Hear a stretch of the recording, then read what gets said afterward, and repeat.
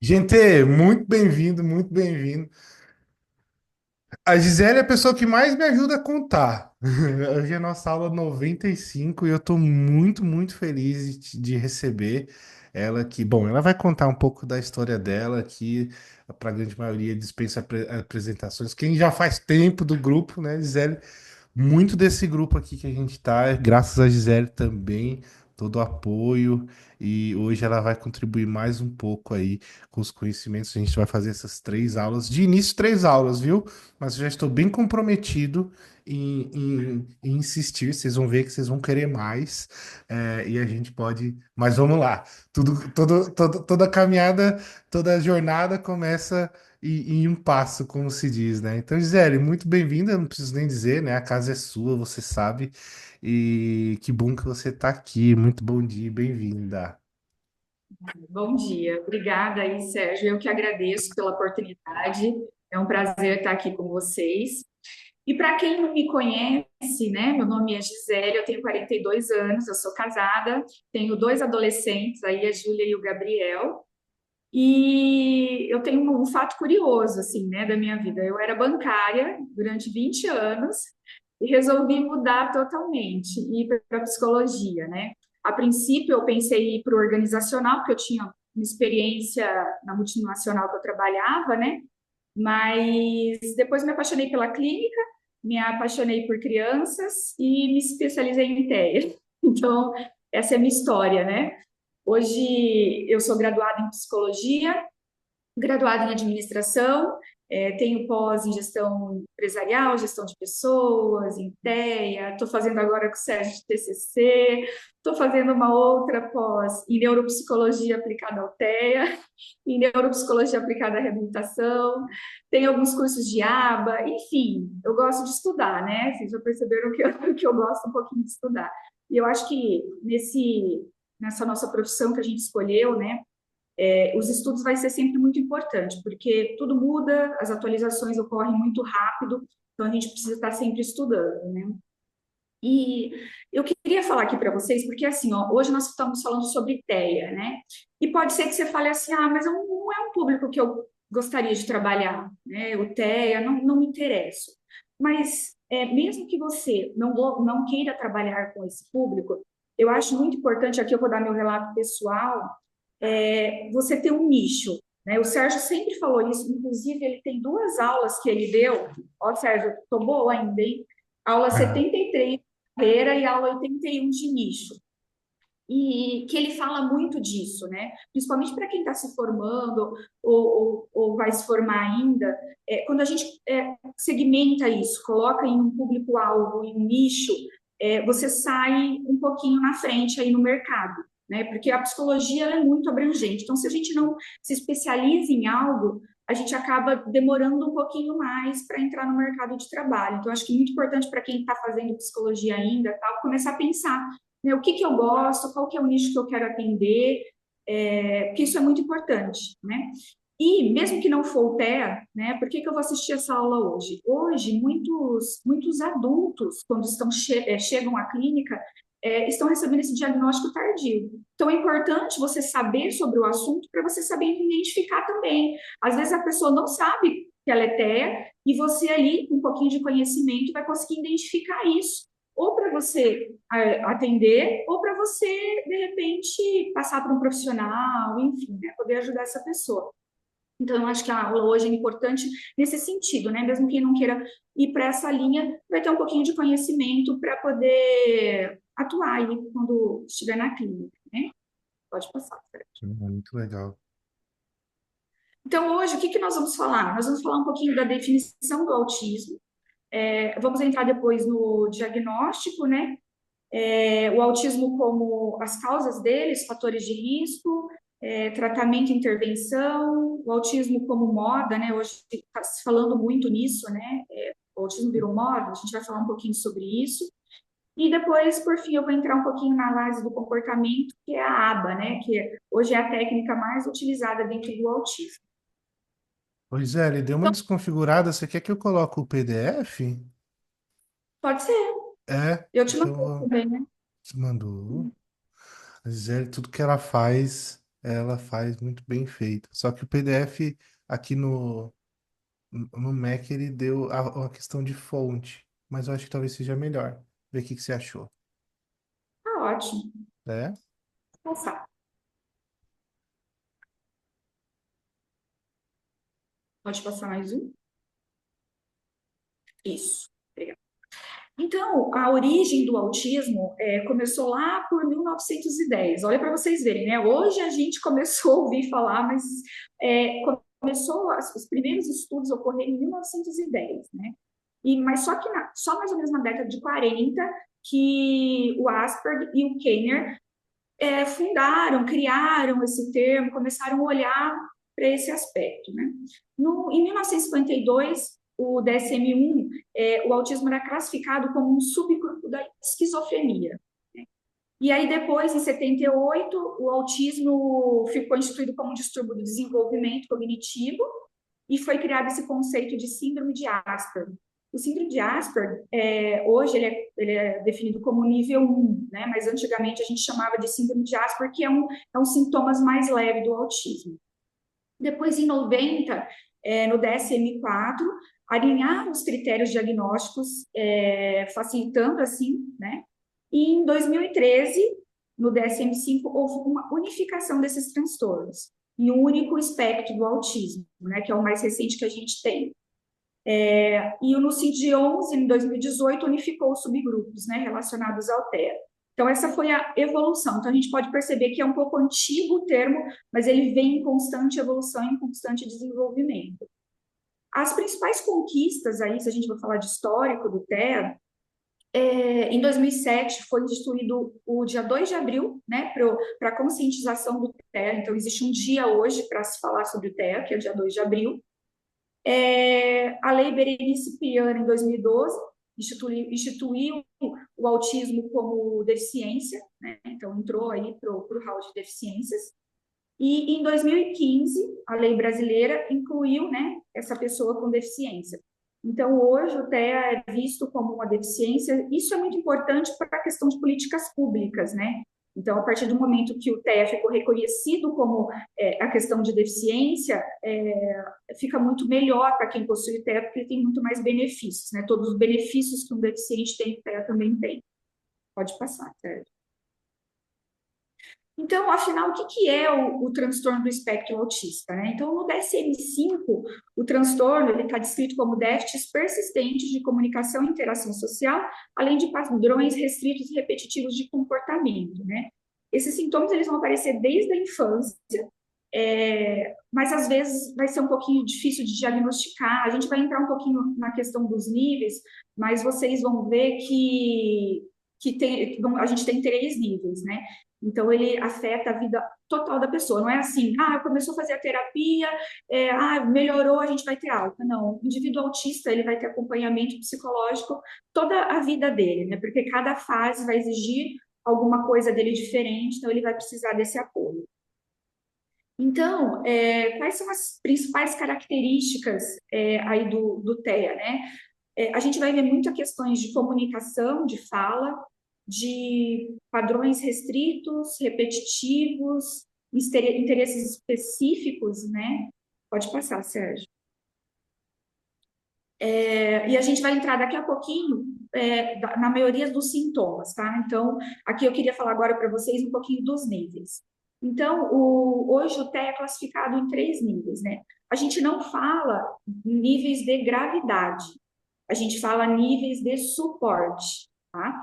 Então, o nível 1, ele requer um suporte pontual, é aquele que eu falei para vocês que é antigo síndrome de Asperger, né? São sintomas leves, que é muito difícil o diagnóstico.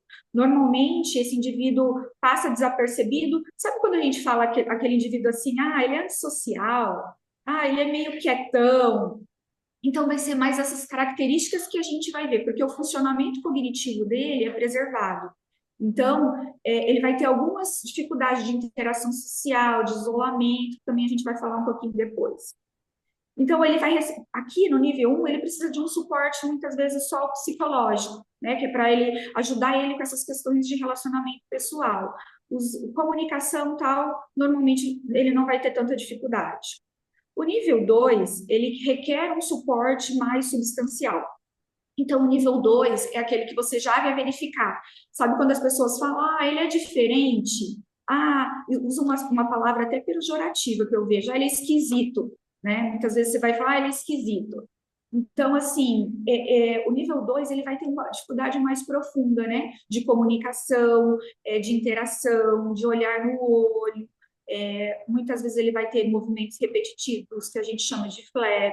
Então, assim, o nível 2 vai precisar de um suporte ali, provavelmente aquela criança que na escola vai precisar de um cuidador, que vai precisar de mais terapias, né? E o nível 3 ele requer um suporte muito substancial. Então, o apoio ali é extensivo e as limitações dele é bem severa. Normalmente ele é não verbal, talvez não tenha nenhum tipo de comunicação, interações sociais vai ser muito difícil, né? E esses padrões restritos e repetitivos de comportamento também vai ser bem acentuados. Então, esses são os níveis hoje, né? O nível 2 e o nível 3, com certeza, se chegar numa fase adulta, não tem como não ter o diagnóstico, ele vai ter o diagnóstico.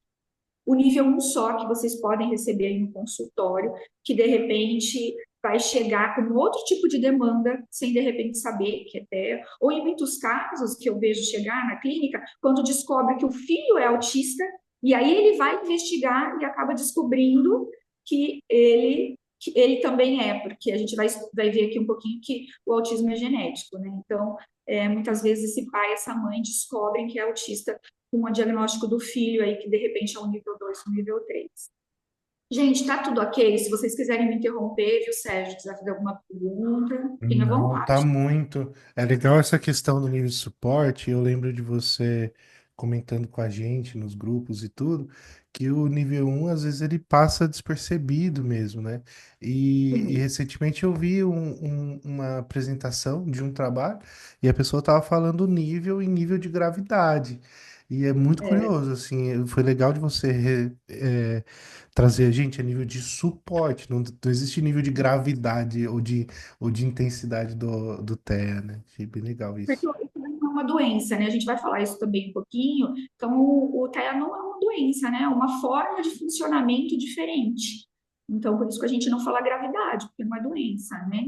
Então, é um nível de suporte que aquele indivíduo vai precisar. Às vezes, um suporte básico de uma terapia, ou às vezes fono, físico. Então, assim, vai ser os suportes que vai definir o nível de gravidade dele, né? No caso. E agora, pode passar isso. Aqui a gente falando um pouquinho da prevalência, né? Então, hoje, a OMS diz que no mundo somos aí em torno de 70 milhões de pessoas com autismo. Isso chega a ser aí a 2% da população, né? Quando a gente fala no Brasil, apesar de a gente não ter estatísticas precisas ainda, em censo, tal, IBGE, a gente já se fala em 2 milhões de indivíduos, né?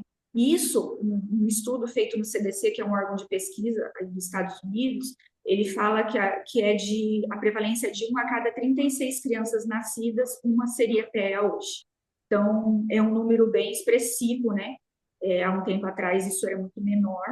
E a gente vai falar essa prevalência, ela aumentou muito, porque a gente vai entender isso um pouquinho mais lá para frente, tá? Hoje, a população afetada, todas as raças, etnias, status socioeconômicos, né? Então, não existe muita pesquisa ainda para se existe alguma diferença aí nas populações afetadas, né? Mas a que se sabe é que afeta qualquer população. E um fato curioso, não sei se todo mundo sabe, é que a prevalência é maior em meninos, de 1 para 4. Então, é um número até expressivo, uma diferença até grande. Só que muitos estudos falam que essa prevalência, na verdade, não seria tão grande assim, porque o TEA em mulheres, principalmente no nível 1, acaba sendo mais mascarado. Isso porque, né, segundo os estudos, as mulheres possui uma habilidade maior de interação social, de se preparar ali para o ambiente, ela faz uma leitura, ela consegue se comportar da forma que esperam dela, diz que isso é uma característica feminina. Então, muitos graus nível 1, a gente acredita que passe desapercebido. Então, essa proporção a gente acredita que não seja tão grande assim. Mas hoje as pesquisas apontam a maior incidência em meninos. Então, as Ai, que idades aqui, vontade de fazer um spoiler de um artigo que tá para sair, mas tô me segurando, tô me segurando. o Sérgio está falando de um artigo, né? Quando a gente se eu formei o ano passado em psicologia, a gente fez um artigo e vai ser publicado sobre TEA. Vai ser bem legal. A gente põe aqui no grupo para você. Pode passar, Sérgio. As causas. Só Quais fazendo são? aqui, já que a gente falou, o artigo é muito interessante, sim, recebeu nota máxima, foi aprovado, tudo. Vai ser, acho que é artigo de destaque até na revista aqui, que aceitou, que fala muito sobre essa questão, né, do mutismo e tudo, e da epidemiologia, sobre a questão do autismo. Mas de repente a gente volta para fazer uma palestra, um evento, né, justamente trazendo, assim, o artigo em outros formatos, né, pode ser consumido em outros formatos, de repente. Mas está muito legal. Aprendi Eu, muito com esse pessoal. então é isso, é o que a gente falou, né? Eu acho que quando a gente segmenta e foca, você consegue aprender, estudar muito mais sobre isso para poder estar mais preparada, né? Importante. E aí, quando a gente fala das causas do autismo, a gente vai entrar ali nos fatores de risco, né? Então, a gente tem os fatores de risco genéticos, biológicos e ambientais. Eu vou entrar um pouquinho em cada um deles. Pode passar, Sérgio. A gente entra primeiro na questão genética. Como eu falei, né, o autismo ele é genético, precisa ser genético. Mas a gente vai falar também de alguns fatores que podem mudar esse processo, tá? Então, existe uma probabilidade de autismo maior quando assim você fala assim, você pode ver que muitos pais, quando tem um filho autista, acabam não tendo outro, porque a porcentagem de um outro filho ser autista é muito grande, é em torno de 25 a 30%. Então, e uma questão também curiosa é que a genética vem mais do pai. Em 80% dos casos, a genética é herdada do pai. Não se sabe ainda também o motivo disso, mas se sabe que a prevalência aí é da genética do pai. Os gêmeos também, quando um gêmeos a probabilidade do outro ser é muito grande. Na verdade, aí já a gente pula para uma estatística aí de 80% a 90%. Nossa, É interessante, eu não bem grande. sabia isso. Então, se tiver outro filho, a E probabilidade é aí essa mãe, ela tem o pai, de repente, de suporte um, nível de suporte um, nasce um filho ali, e aí gente, olha essa demanda aí dessa mãe que vai lidar com três autistas em casa. é isso. E às vezes tem trigêmeos, né? Tem gêmeos. Eu atendo uma que ela teve um filho, só que como era nível 1, ela demorou muito para descobrir, ela não sabia que ele era autista, e aí acabou engravidando de trigêmeos. Ela teve os quatro autistas. Então, assim, é um fator assim que às vezes os pais pensam, né? Quando descobrem cedo, muitos nem, acabam nem tendo, porque já é informada essa questão desse índice alto do próximo. Pode passar, Sérgio. Interessante. Outros fatores, quando eu falei para vocês, ó, é genético, mas a gente tem outros fatores que podem interferir. Então, as questões de exposição pré-natal e pós-natal, complicações na gravidez, está sendo feito um estudo sobre alguns medicamentos que é utilizaram durante a gravidez, que pode também trazer esse transtorno. Causas ambientais também estão sendo estudadas como fatores de risco, a questão de pesticidas na agricultura, o ar, enfim, a nossa alimentação, então tudo isso está sendo estudado e acredita-se que isso também tem interferência. E de nutrições também, né? Se essa gravidez tal, a mãe passou por alguma desnutrição, falta de algum componente, de alguma vitamina, também estão fazendo alguns estudos que pode estar associado. Pode passar, Eu vi em Sérgio. algum lugar que existe uma janela de algumas semanas ali, eu não sei também, que expulsão ao álcool, né, num determinado período da gestação, parece que está bem relacionado. Você chegou a ver, Gisele? Tá no próximo slide. Ah, vou ficar quieto aqui então. Não, não tem problema. Então, assim, ó, a idade dos pais, né? Então, aqui a gente falou especialmente do pai, está associado a maior risco de TEA. Eles indicam que, tipo assim, ó, por que a idade dos pais? Porque eles falam que não tem aquela. a gente já ouviu falar assim, o homem ele pode ter filho a qualquer idade. Né? A mulher não, a mulher tem uma idade, mas o homem não, pode ter. Na verdade, isso não é correto, né? Dizem que o esperma do homem ele vai diminuindo a qualidade. Então, essa diminuição da qualidade do esperma também faz, né? Porque eles falam assim, ó, a mulher, a gente nasce com o número correto de óvulos para ser liberados. Então, a gente tem aqueles números de óvulos. Então, por que que fala que depois dos 40 fica muito difícil? Porque a gente vai ter poucos óvulos. Mas a questão dos pais é a qualidade do esperma. Então, por isso que muitas vezes pode trazer esses problemas, né, com a idade.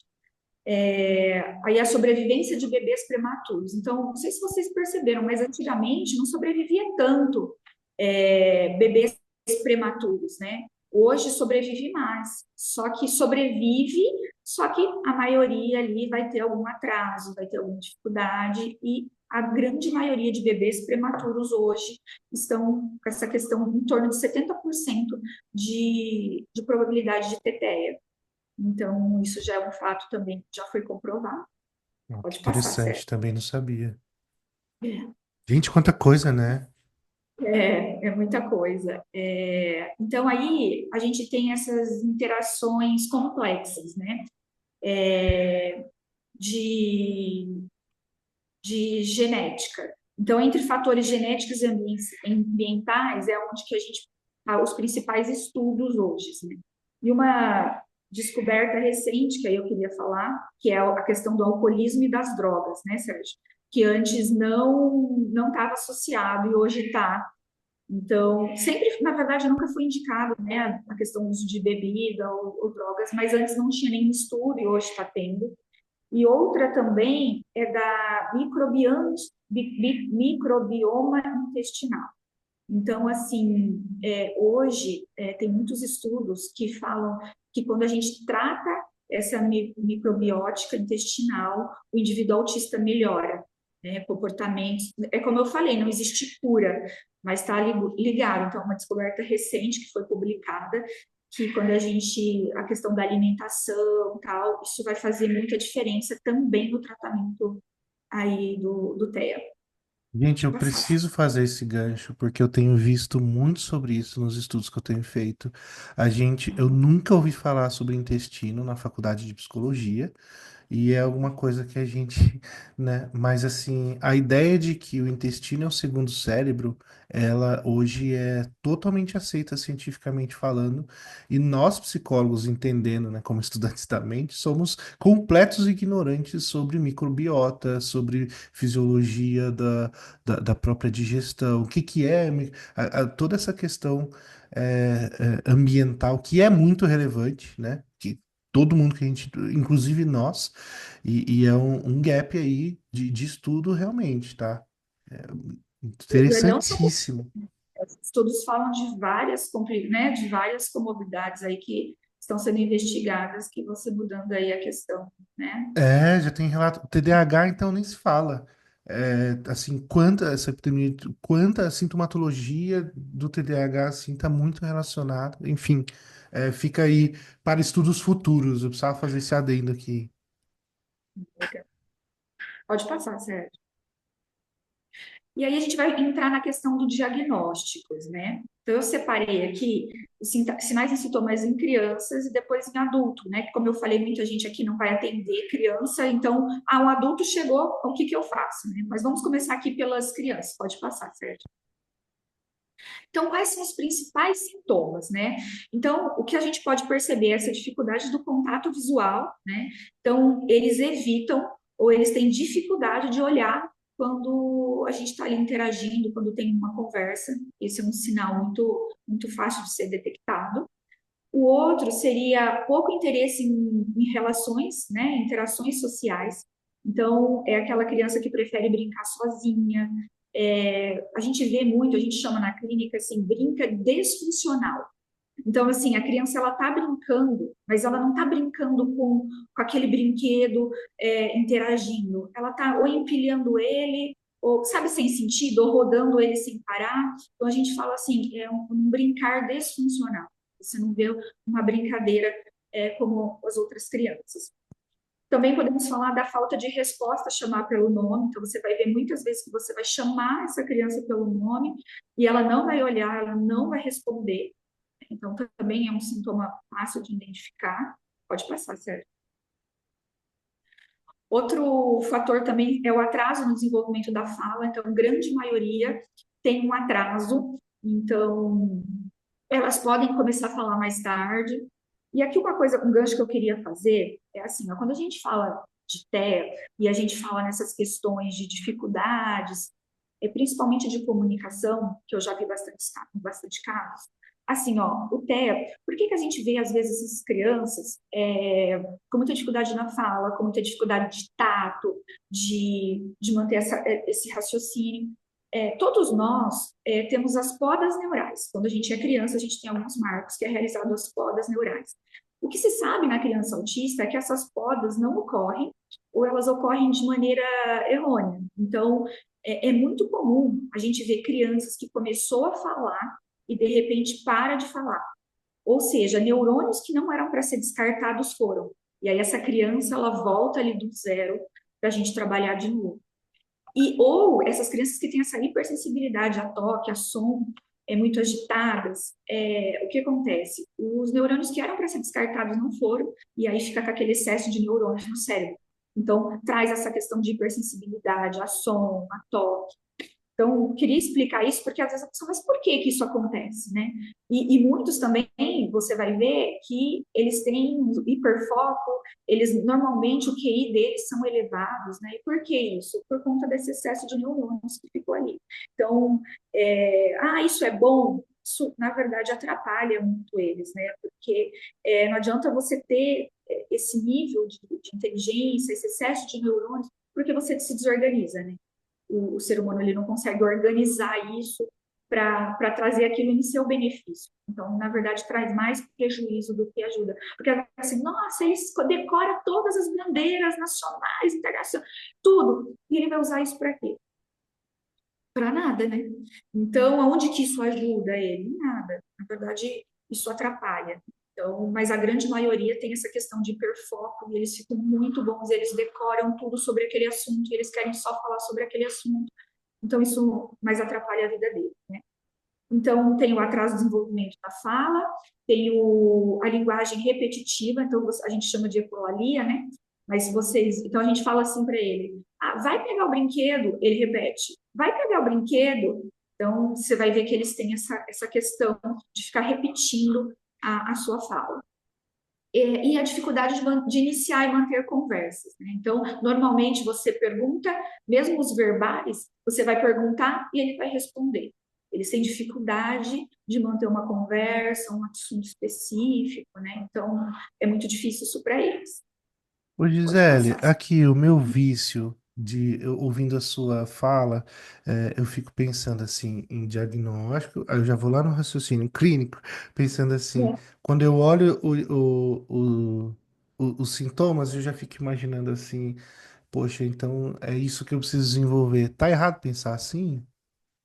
Não, é exatamente, Sérgio. Como a gente falou, como não é uma doença, já não é uma doença, né? Então, o que que eu vou tratar? Eu vou tratar o que aquele indivíduo precisa. Então, ele tem problema de comunicação, eu vou tratar a comunicação. Ele tem, porque assim, ó, apesar de a gente ter os níveis, cada indivíduo, ele é único, né? Nenhum vai ser igual ao outro. Então, não é porque ele é um nível um que vai ter todas as características, todas as crianças vão ter as mesmas características. Isso não existe, né? Então, a gente vai receber nível um que tem problema só, a questão dele é só a comunicação. Ou o outro, não, é só a interação social.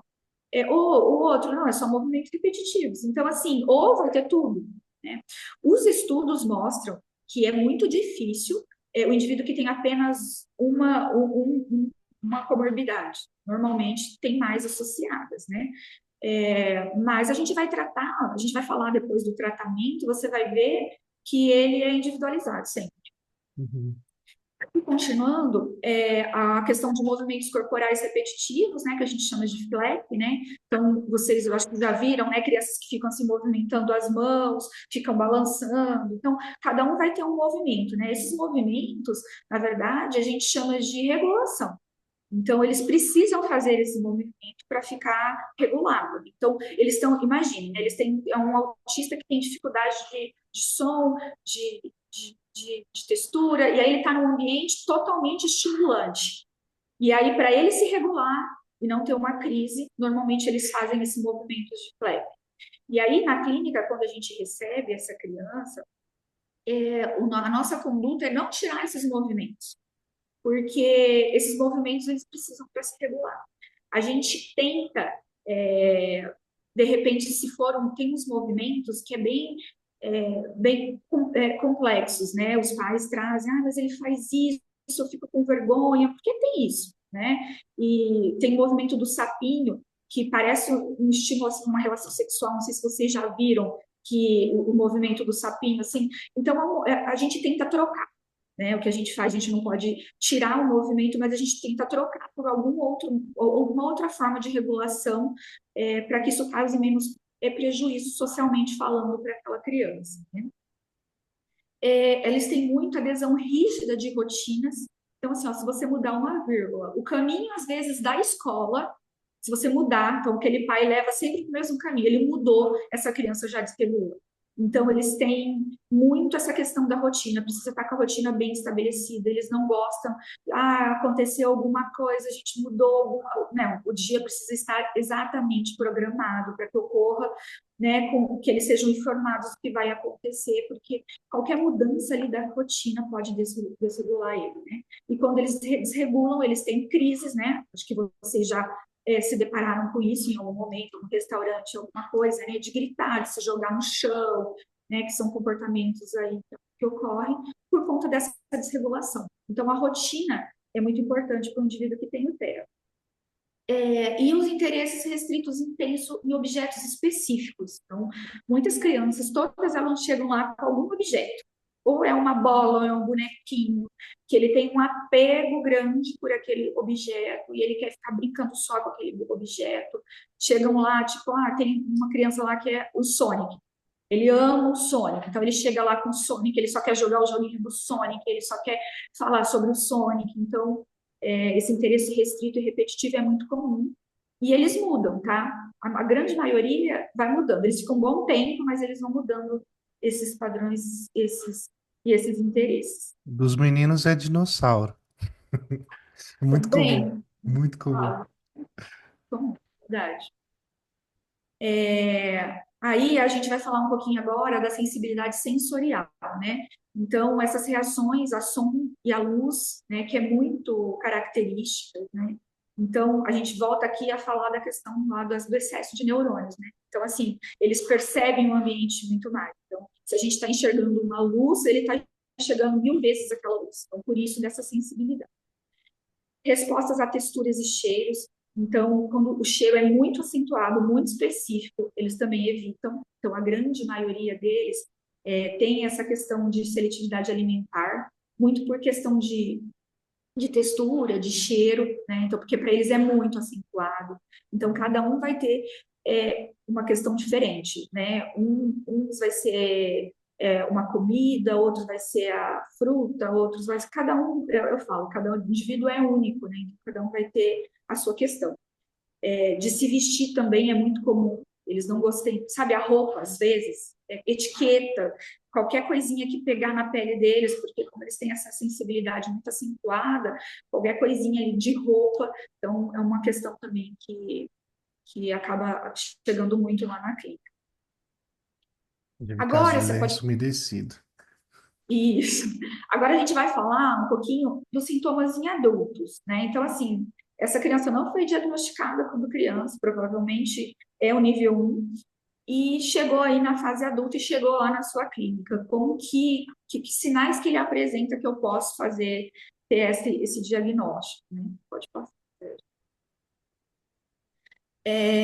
Então, assim, na questão da comunicação, né? Então, é muito comum eles terem essa dificuldade, né? Se é aquela questão que eu falei, mais tímido, mais introvertido, dificuldades de. Sabe quando você está lá na clínica, numa sessão, e faz uma pergunta assim: fala um pouquinho sobre a sua infância. E ele responde uma palavra e para. Isso é muito comum. Ele vai responder, é difícil ele manter uma linha de raciocínio muito longa, né? Ele vai te dar respostas mais curtas. E uma linguagem que você vai perceber que é um pouquinho mais formal, um pouquinho mais séria. Às vezes você ri, né? Você quer formar aquele vínculo no começo da sessão. Aí você começa a rir e tal, e ele se mantém sério. É muito comum. Problemas na compreensão de códigos sociais. Então, aquele adulto que tem muita dificuldade de entender metáforas. Então, você vai fazer uma brincadeira com ele, ele não vai entender, ele não vai rir, porque ele não entende essa questão de metáfora, né? Para ele, interpretar sarcasmo, metáforas é muito difícil. Essa necessidade de rotina, né? Então, vai ser aquele funcionário da empresa que, vamos sair num happy hour? Não, vocês falaram agora em cima da hora, não, eu vou embora, não, né, eu tenho que chegar em casa, eu tenho que jantar, então vai ser aquele que ele tem muita dificuldade, diferente da criança que vai se descontrolar, vai ter ali um acesso de raiva quando mudar a rotina, o adulto não, ele vai evitar essa mudança, porque ele já entendeu que para ele faz bem. E é aquele adulto que vai precisar do isolamento social. Então, é aquilo que eu falei. Eu antissocial. Eu que gosto de ficar em casa. Porque essa interatividade para ele, esse estímulo que vai no bar, que aí tem barulho, tem gente conversando, é muita coisa para ele. Então, ele vai preferir pelo isolamento.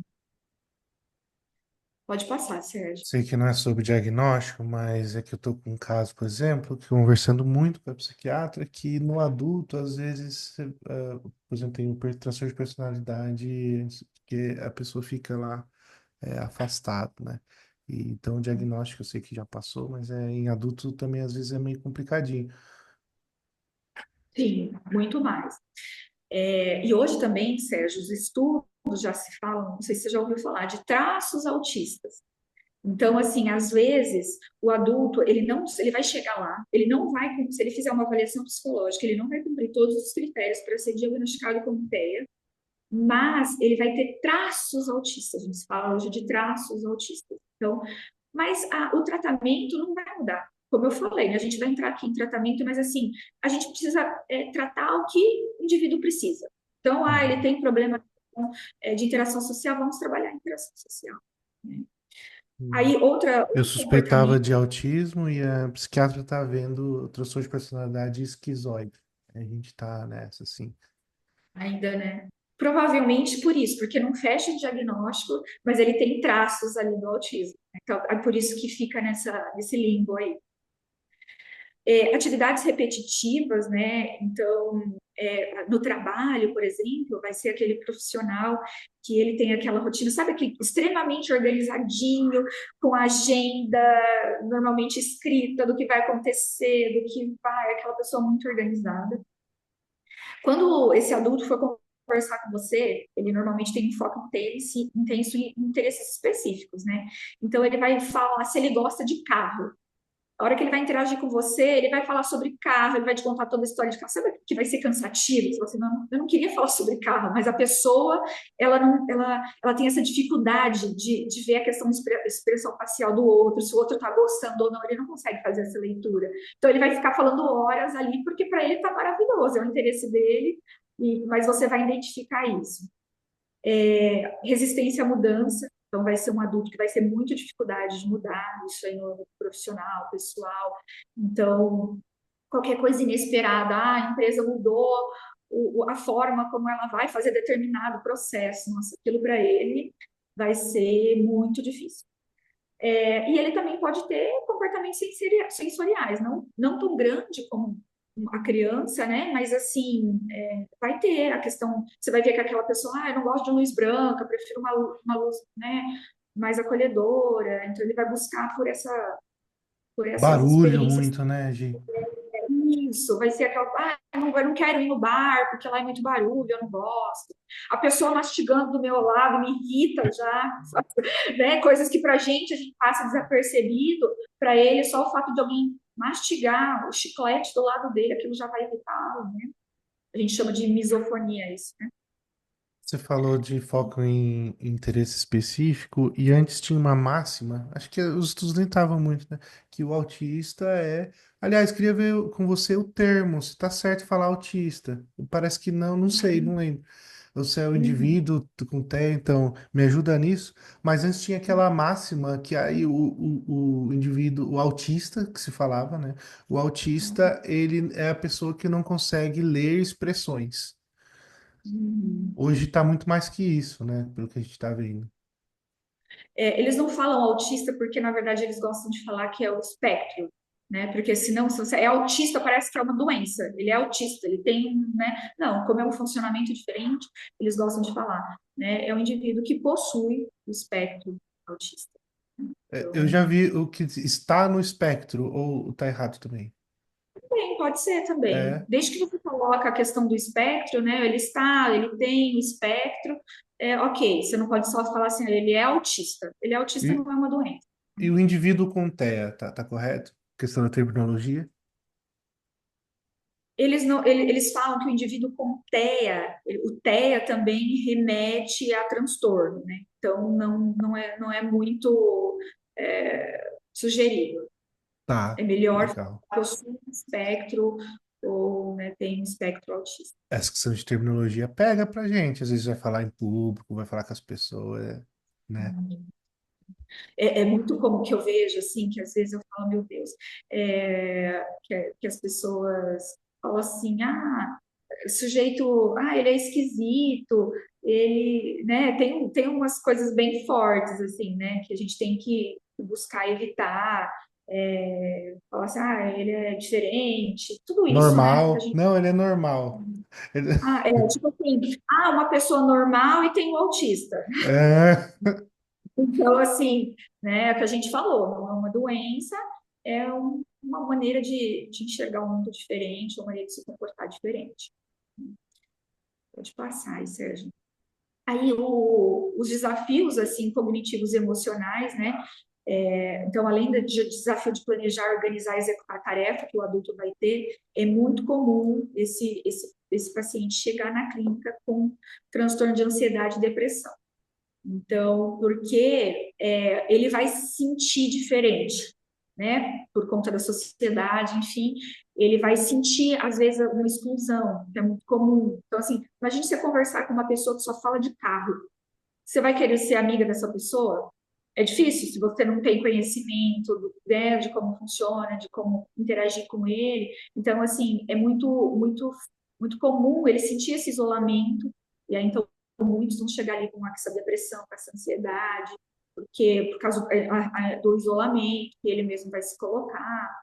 Então, é muito comum. Então, quando vocês, a gente, é por isso que eu falo, quando a gente chega na clínica, eu estou com depressão, eu estou com ansiedade, e a gente precisa investigar, né, da onde que vem isso, por quê, porque muitas vezes está ligado aí a um transtorno e a gente nem sabe, né?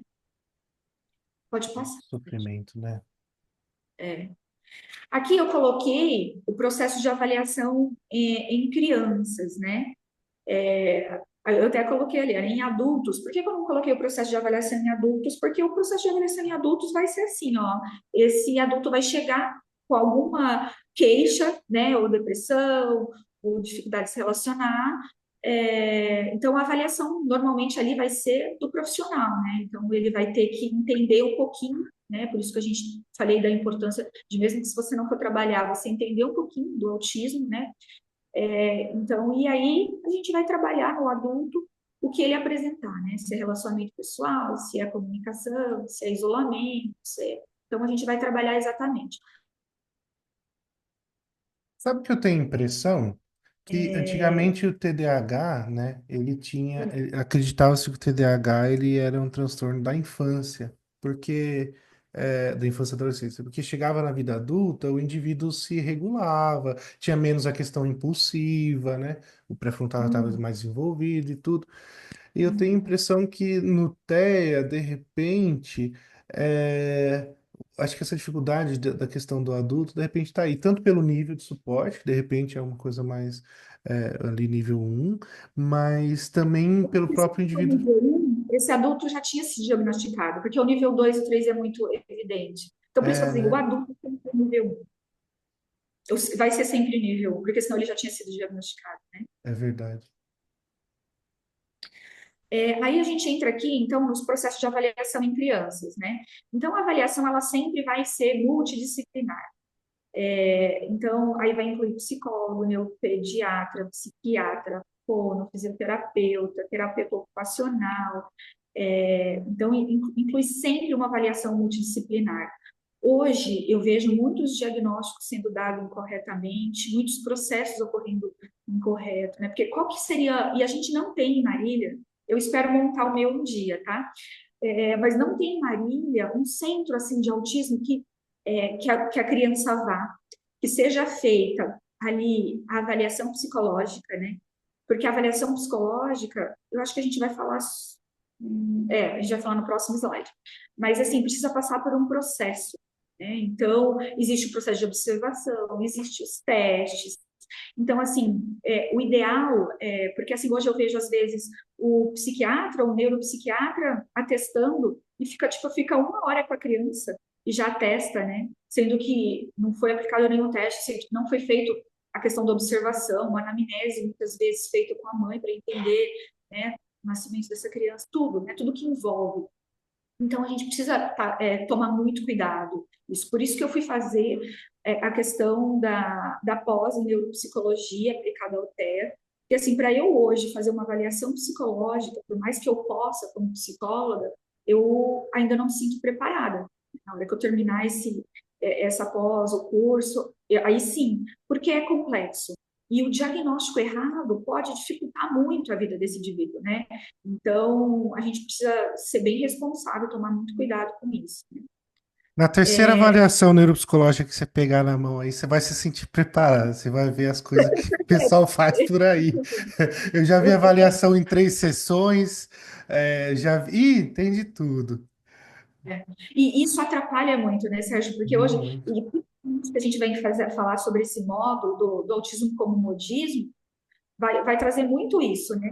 Por que está virando moda? Porque tem muito diagnóstico errado. Por isso que fala, É, não, é TEA. Fica lá uma é TEA, então todo mundo é TEA agora. é. Então, assim, é complexo, né? A gente precisa cuidar. Eu tive o Nas caso assim, sem querer alongar, mas assim, porque acho que exemplo também ajuda. O menino veio, é muito comum também a ideia da restrição alimentar, né?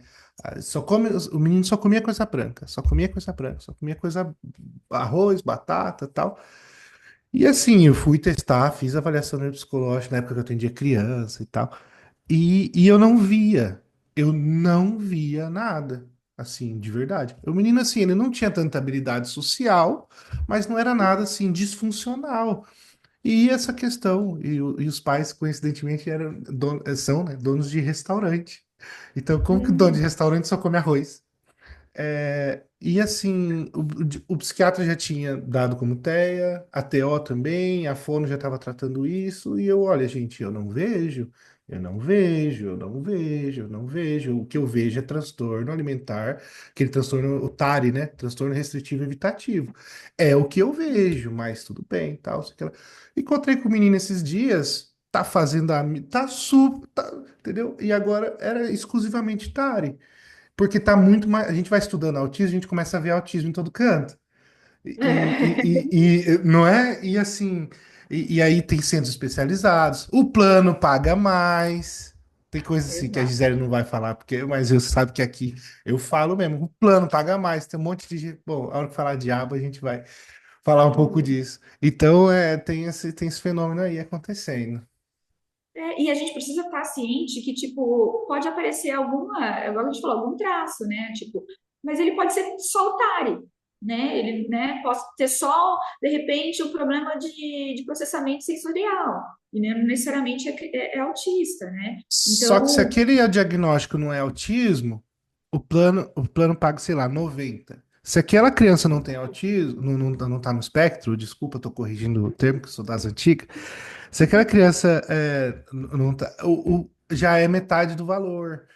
Então, assim, exato. gente, tem um movimento, é uma crítica mesmo, gente. Tem um movimento autodemolidor, digamos assim, que está implodindo a psicologia nesse sentido, né? Enfim, vocês entenderam o que eu quero dizer. Por isso, assim, que eu falo, né? Você tem que gostar muito do que você faz. Quando eu falei de escolher um nicho, é importante, é lógico que a gente tem que ser comercial também, né? O Sérgio fala muito disso. Eu tenho isso na veia, né? Que eu era bancária. A gente tem que pensar, a gente é o nosso, né, nosso ganha-pão aí, a gente vai precisar viver da psicologia. Mas, assim, a questão do TEA, você precisa gostar muito, porque não é fácil, tá? Falando aqui é um depoimento meu, que estou atendendo crianças autistas agora. Na verdade, eu atendo só crianças autistas nesse momento. E é muito difícil, é desgastante. Você precisa gostar muito, você precisa ter habilidades. A criatividade precisa ser muito, porque cada indivíduo ele é único, ele vai chegar lá com uma característica e você vai ter que se reinventar, porque criança primeiro, né, já trabalhar com criança já é difícil, né, porque diferente de um adulto que sabe que ele precisa daquela terapia, que é importante para ele, que ele responde aos comandos, a criança muitas vezes não vai fazer isso. Então, você tem que estar preparado, né? Então, ir para o TEA por dinheiro, eu não recomendo, porque você não vai conseguir. Você não vai conseguir fazer um bom trabalho, porque precisa de muito estudo. Eu estudo toda semana e toda semana tem uma novidade. Eu tenho 30, eu tenho 30 crianças hoje. Cada criança tem uma particularidade, uma individualidade que eu preciso trabalhar, que eu preciso estudar. Quando eu chego em casa, eu tenho que estudar aquele caso para ver o que eu posso fazer, levar para a supervisão. Então, assim, é só para quem gosta mesmo. Então, quando a gente fala de nicho, tente procurar um nicho que você goste. E o Sérgio me ensinou uma coisa também. O nicho pode mudar também, tá, gente? Né? Assim, Ah, eu é, tenho nicho que não é casamento, verdade. exatamente, né? Às vezes eu gosto de atender criança, vou para esse nicho, é um nicho tal, e de repente você atendendo criança, não gostei. Você pode mudar, né? Não tem nada que se te impeça também. Mas a questão de você escolher um nicho, você sai na frente, com certeza. E então, o papel dos profissionais aqui na criança, quem vai identificar os primeiros sinais vão ser os professores. Por isso que a gente tem uma ferramenta, depois é legal vocês entrarem e fazer uma vez, que chama MChat. É muito simples. Vocês entram no Google mesmo, é gratuita. E você aplica na pessoa e aí ela dá, ó, tem altas chances de prevalência do transtorno do espectro autista. Ah, não tem. Isso aí ajuda também nesse. Não é um teste psicológico, né? Mas como se fosse uma triagem, né? Um teste de triagem, ele é bacana. Eu apliquei em quem tinha TEA e ele bate, e quem não tinha também bate. Olha lá, o Sérgio trouxe aí, ó. Aqui, É gente, muito simples. é um questionáriozinho simples, né? Na verdade é um inventáriozinho, uma escalazinha, né? Não serve É. para diagnóstico, mas é para triagem.